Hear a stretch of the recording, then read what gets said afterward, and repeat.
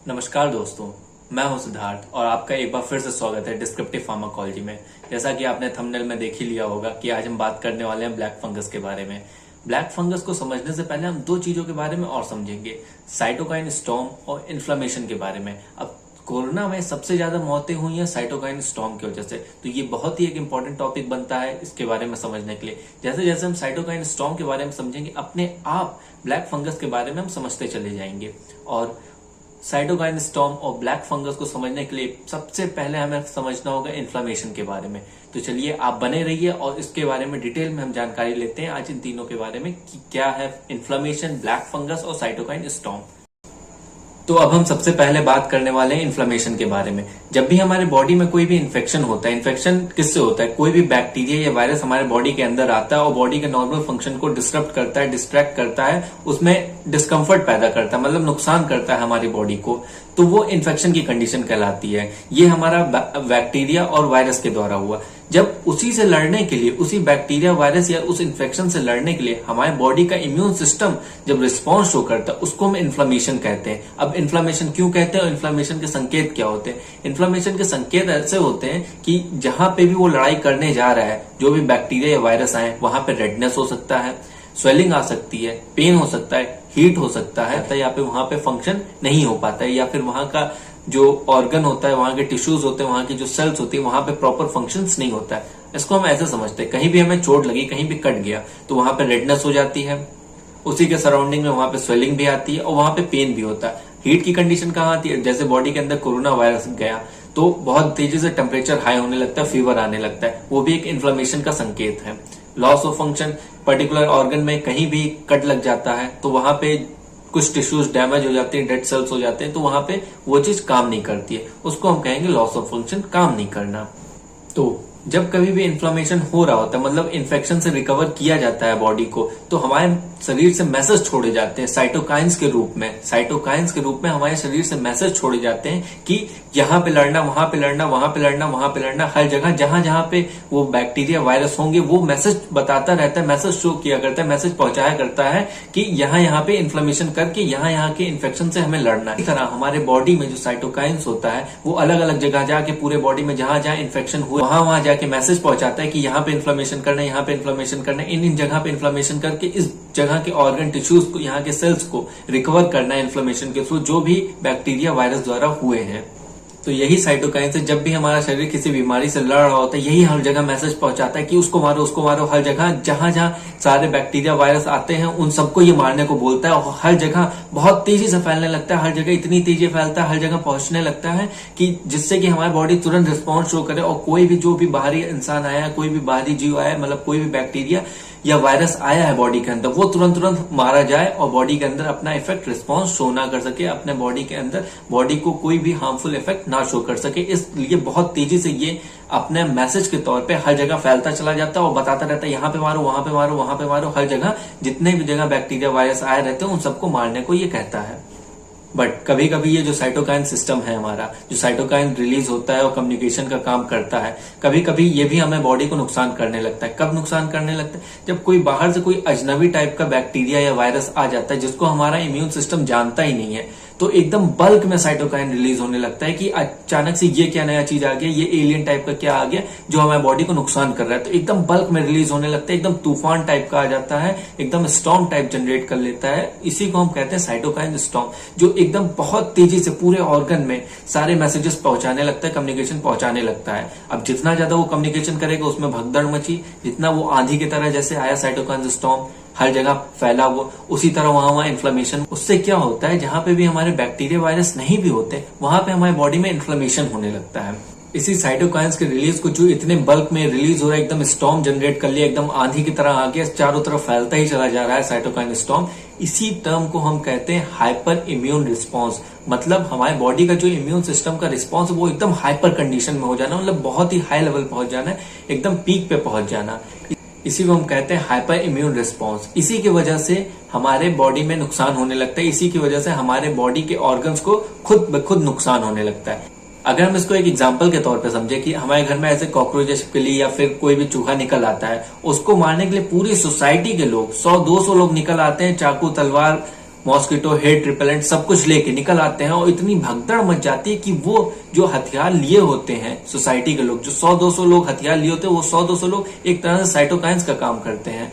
वो जो 100-200 लोग होते हैं इतने हथियार लेके आते हैं, उनसे चूहा छिपकली या फिर कॉकरोच तो नहीं मरता है, बल्कि जो आपस में लोग निकले रहते हैं 100-200 लोग, उनमें वो घायल होने लगते हैं। तो वैसे ही ये कंडीशन होता है, जब हमारे बॉडी में हाइपर इम्यून रिस्पॉन्स होने लगता है तो वो फायदा करने की जगह हमारे बॉडी के खुद के ऑर्गन्स को खुद ब खुद डैमेज करने लगता है, उससे हमें नुकसान होने लगता है।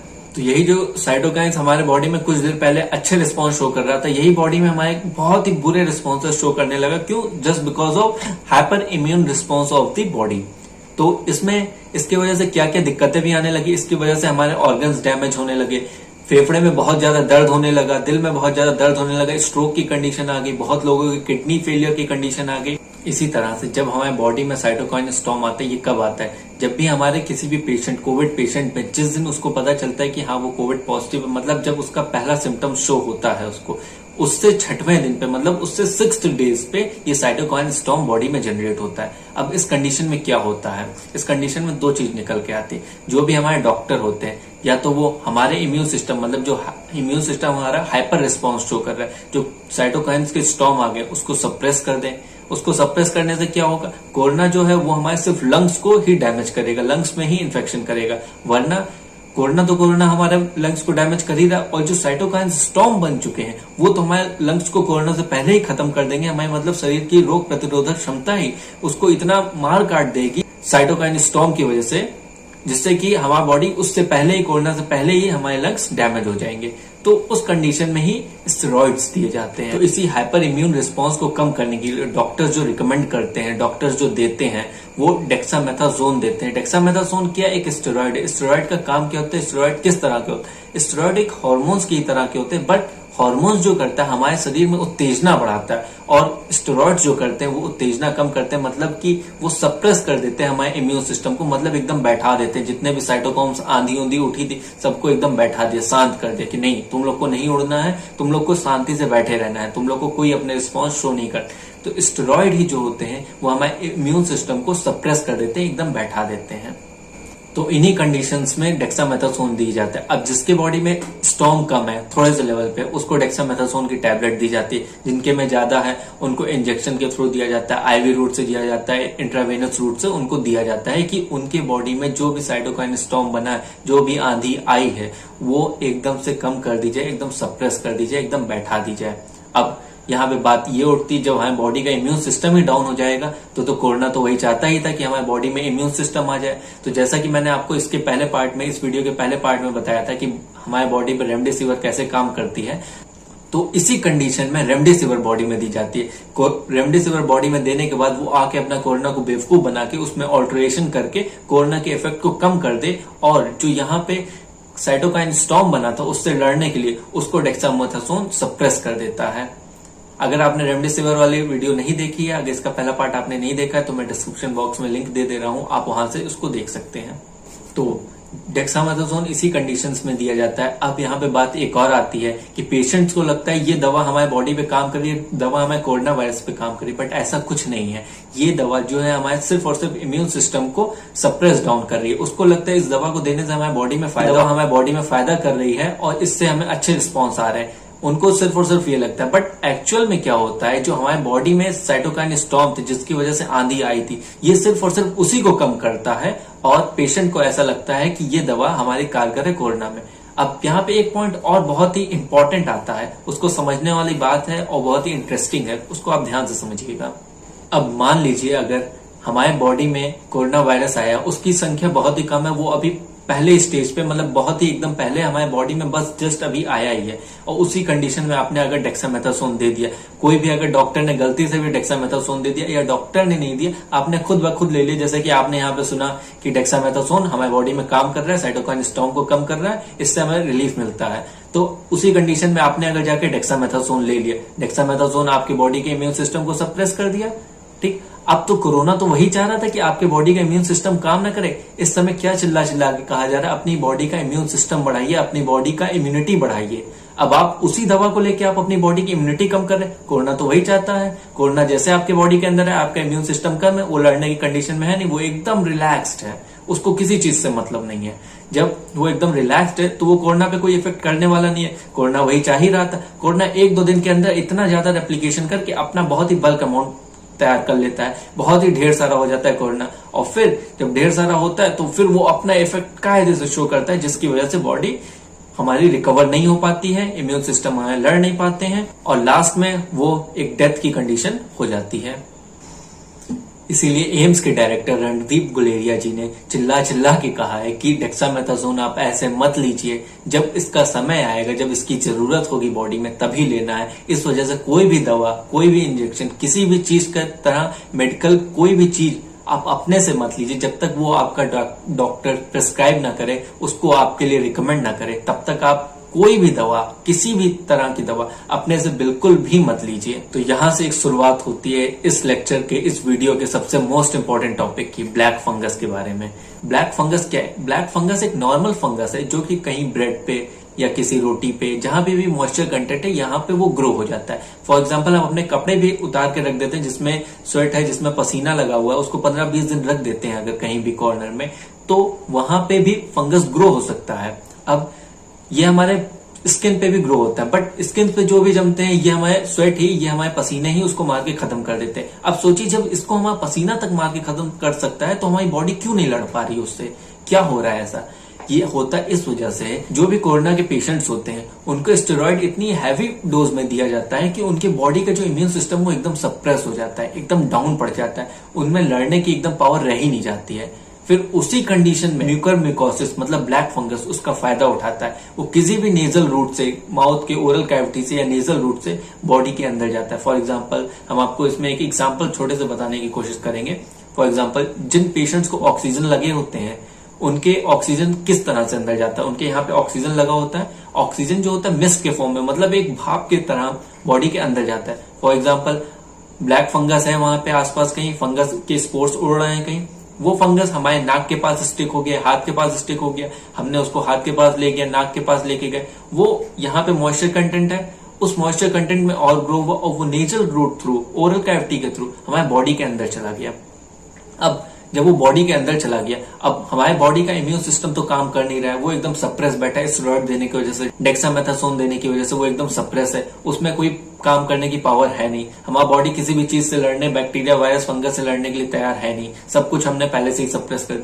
तो उसी मौके का ब्लैक फंगस फायदा उठाता है और अपना इफेक्ट बॉडी पे शो करता है, मतलब कि अपना जो फंगस ग्रो होने की कंडीशन होती है वो पूरी डेवलप कर लेता है बॉडी के अंदर। ये तो बात होगी कोरोना के पेशेंट्स में जो कि म्यूकरमिकोसिस यानी ब्लैक फंगस से परेशान हो रहे हैं। अब बात कर लेते हैं डायबिटिक पेशेंट, एचआईवी पेशेंट में। इनमें क्यों होता है ये? इनमें भी सेम कंडीशन होती है। जिनके भी ब्लड शुगर लेवल बहुत ही हाई होते हैं उनका भी इम्यून सिस्टम बहुत डाउन हो जाता है, और साथ ही साथ जितने भी एचआईवी पेशेंट होते हैं उनका भी इम्यून सिस्टम एकदम डाउन होता है। इस वजह से ये अपनी पूरी पकड़ बना लेता है इन तरह के पेशेंट्स में और एकदम जानलेवा बन जाता है। अब बात करते हैं ब्लैक फंगस को हम पहचाने कैसे, ब्लैक फंगस हमारे हो गया है, उसके सिम्टम्स क्या है, उन पे अगर हम ध्यान दें तो कुछ वो इस तरह से। जो ब्लैक फंगस है उसकी एंट्री पॉइंट, जैसे मैंने अभी बताया, उसका एंट्री पॉइंट नेजल रूट होता है। ब्लैक फंगस हमेशा नाक के रास्ते से जाता है, ज्यादातर ये नाक के रास्ते से जाता है, और जैसे ही नाक के रास्ते से जाता है तो इसकी पहली पहचान ये है, हमारे नाक से पानी आने लगेगा। पानी नॉर्मल पानी नहीं, पानी का कलर हल्का ब्राउनिश होगा, ब्राउन कलर का पानी होगा। ब्राउन कलर के जब डिस्चार्जेस आएंगे नाक से तो ये पहला उसका सिम्टम्स होता है ब्लैक फंगस का। उसके साथ साथ क्या होता है, जब हम नाक को हल्का थोड़ा ऊपर करके देखते हैं अगर, तो उनमें कुछ पैचेस पड़ जाते हैं, उनमें कुछ धब्बे टाइप पड़ जाते हैं ब्राउन कलर के, ब्लैकिश कलर के।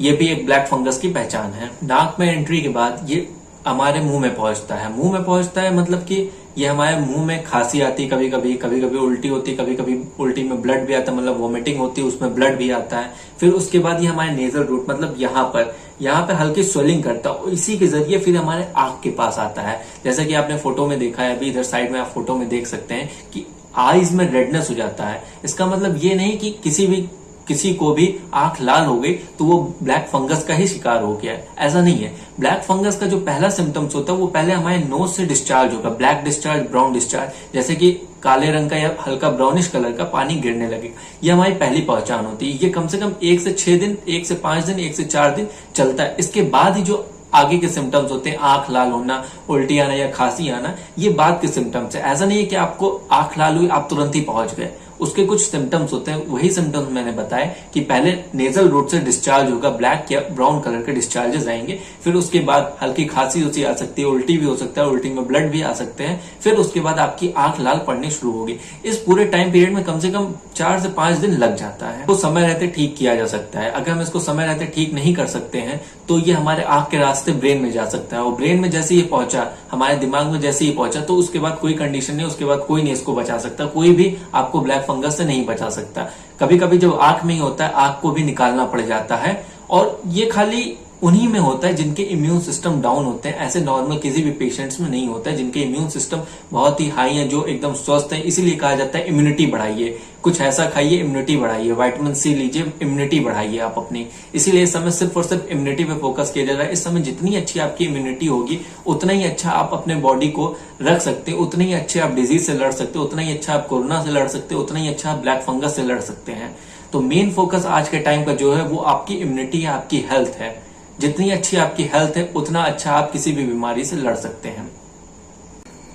सो दोस्तों, आज हमने बात की ब्लैक फंगस के बारे में, साइटोकाइन स्टॉर्म के बारे में और इन्फ्लेमेशन के बारे में, और मोस्ट इंपॉर्टेंट ये ब्लैक फंगस का सोर्स क्या है, उसके सिम्टम्स क्या है, ये कैसे हमारे बॉडी में होता है, साइटोकाइन स्टॉर्म की वजह से क्या क्या हमारी बॉडी पे इफेक्ट पड़ रहा है, इन्फ्लेमेशन कैसे काम करता है इन्फेक्शन पे, इनके बारे में आज हमने अच्छे से बात की। आई होप आपको समझ में आया होगा। अगर आपको वीडियो पसंद आई हो तो लाइक एंड शेयर कीजिए, और ऐसे ही जेन्युइन इन्फॉर्मेशन पाने के लिए डिजीज से रिलेटेड, मेडिसिन से रिलेटेड, स्टडी से रिलेटेड इस चैनल को जरूर सब्सक्राइब करें। Stay home.